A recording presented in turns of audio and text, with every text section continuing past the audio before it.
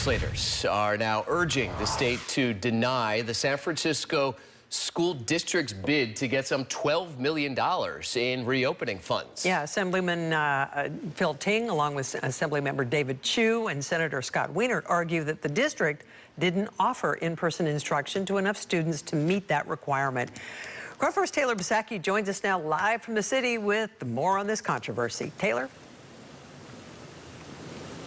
Vicki, you may remember earlier this spring, the state set aside $2 billion to help schools reopen by May 15th. And to qualify for those funds, for that money, districts had to open all elementary grades and open at least one middle grade or high school grades. And, you know, the legislators who wrote this letter said that San Francisco Unified School District just doesn't qualify because they didn't bring back enough students.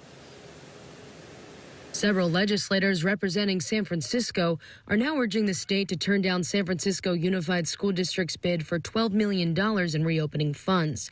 In this letter sent to the state controller and superintendent of public instruction on Monday, Assembly members Phil Ting and David Chu, along with Senator Scott Wiener, accused the school district of trying to get those funds by using a legal loophole. Assembly member Ting argues the school district didn't bring back enough students, including those most vulnerable. When we passed the legislation earlier this year, the reopening money was to incentivize districts to reopen. And they had to do a couple of things. They had to open up their other elementary schools. They had to open up one grade from 6 to 12. And then they had to bring back all their vulnerable students. And San Francisco Unified just clearly did not meet two of those categories. The school district brought back some high school seniors, but not the entire grade by the May 15th deadline. Instead, the district said it launched a hybrid schedule for seniors to return.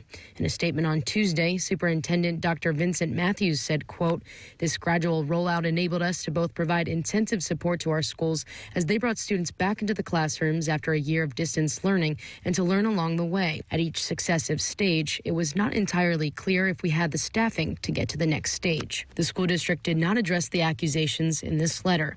Meanwhile, President of the Teachers Union wants legislators to reconsider their position. I was just so disappointed and really upset. This is about our students in San Francisco, the children of people they represent. And San Francisco Unified School District is facing a deficit next year of over $57 million.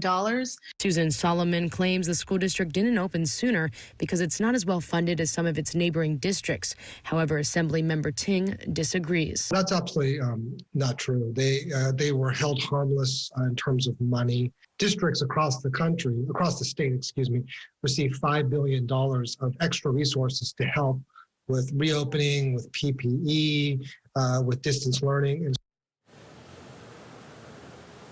Assemblymember Ting says they wanted to send a clear message through this letter that they expect a full return in the fall.